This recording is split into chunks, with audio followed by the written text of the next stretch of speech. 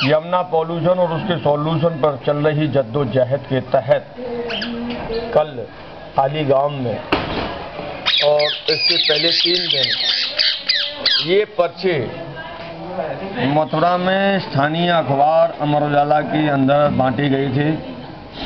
Yamuna pollution के solution पर चल रहे अवैध चंदे कारोबार पर एक साधु ने अपनी वेदना को किस तरह से व्यक्त किया है मैं आपको बतलाता हूँ। इसमें लिखा है कि विरक्त संत श्री रमेश बाबा के नाम खुला पत्र, राम जी यादव और जय कृष्ण दास जवाब दें, यमुना आंदोलन में ब्रज के संतों का अपमान क्यों?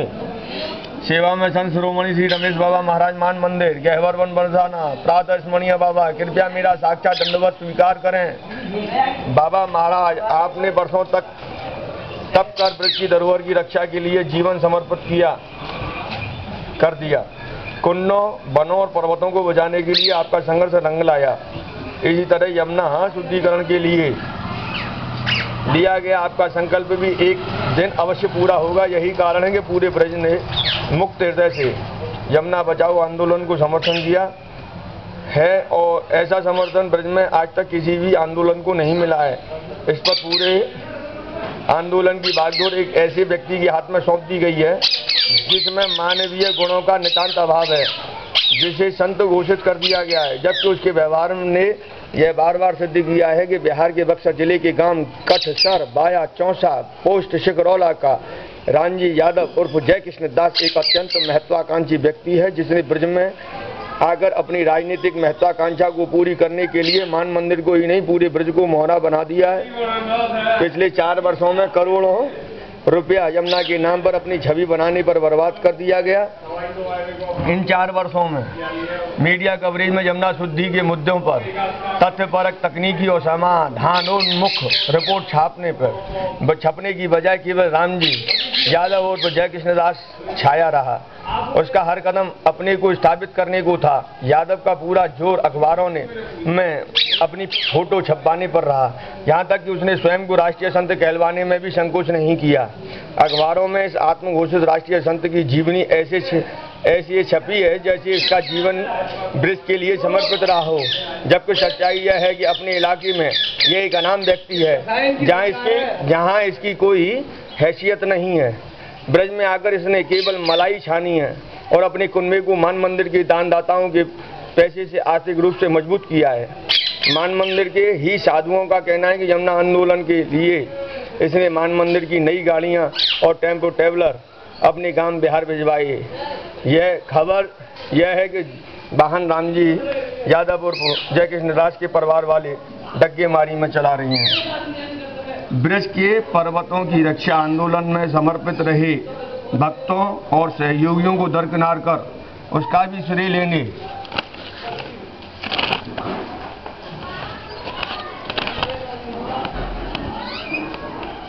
में यादव ने संकोच नहीं किया।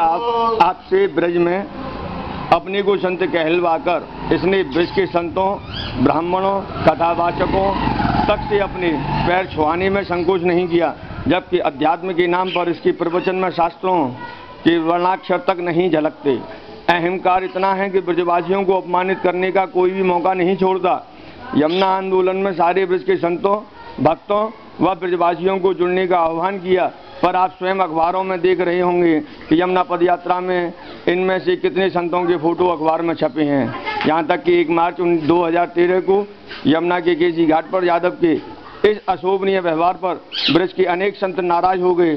छाता के मंच पर संत ज्ञानानंद जी को जो अपमान बिहार के नेताओं ने किया, उसे ज्ञानानंद जी ही नहीं पूरा संत समाज क्षुब्ध हो गया। यह बात साध्वी रितंबरा ने भी उठाई कि इस आंदोलन में ब्रज का संत समाज नहीं जुड़ा।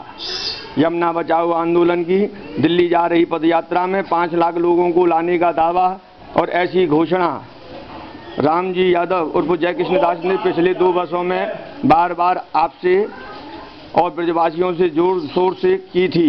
देश विदेशों से पैसा और संसाधन भी इसी 5 लाख के आंकड़ों के हिसाब से जुटाई गई, लेकिन वास्तविकता यह है कि यात्रा में आज 5000 लोग भी नहीं चल रहे हैं। ये 5000 भी रामजी यादव उर्फ जय कृष्ण दास के लाए हुए नहीं, बल्कि यमुना के प्रति भावना रखने वाले लोग हैं। जो 5,000 को खुले आम 5 लाख बताए, ऐसा 100 गुना झूठ बोलने वाले संत को कैसे हो ऐसे झूठ बोलने वाला संत कैसे हो सकता है? क्या यमुना बचाओ आंदोलन की समन्वय समिति में ऐसे ही चरित्र वाले लोग हैं? यदि नहीं तो जनता के सामने सच को क्यों नहीं बोलते? अतीत में भी पहाड़ों की रक्षा के आंदोलन को आपके समर्पित भक्तों ने चलाया था। इस पर आंदोलन में वो चेहरे गुमनाम हैं। कहा है हरि बोल बाबा, जो जान हथेली पर रखकर खनन माफियाओं से लगातार जूझते रहे। दुख की बात यह है कि ऐसे निष्काम लोगों को एक कोने में बैठा दिया गया, जबकि मौकापरस्त लोगों ने यमुना के मुद्दे के महत्व को समझकर इस समिति पर कब्जा कर लिया। ऐसे कुछ चरित्रों को भी भविष्य में उजागर किया जाएगा।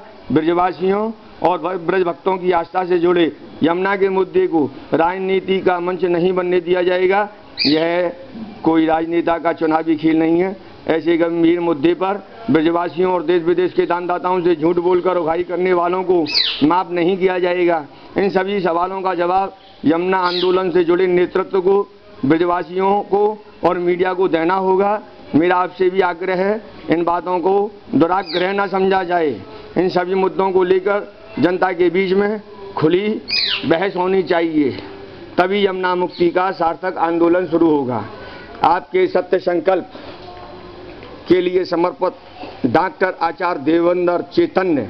मेरे इन विचारों से सहमत ब्रजवासी निम्न फोन एवं ईमेल पर संपर्क कर सकते हैं। Mobile 9410084200, email ID chaitanya_divya@yahoo.com and thenua@gmail.com। आपने देखा यमुना पॉल्यूशन और खुद के सॉल्यूशन पर एक अभी तक braj84.com ही अपनी टिप्पणी और वीडियो दिखलाती थी। आज स्थिति ये है कि आलीग्राम में ये पर्चा मेरे को एक वैष्णव ने दिया था और उसके बाद में इसे आज अपडेट करने की कोशिश में हूँ। braj84.com तो अपने आप को गलत मानती थी, आपके विरुद्ध में उसने काफ़ी चीज़ें लिखी भी थी और दिखलाई भी थी, लेकिन ये चीज़ें आज braj84.com ने नहीं जारी की है। ये आपके संत समागम में ही आई है और उसके साथ में जो हुआ है उसकी पीड़ा को इस पर्चे में उसने दर्शाने की कोशिश की है।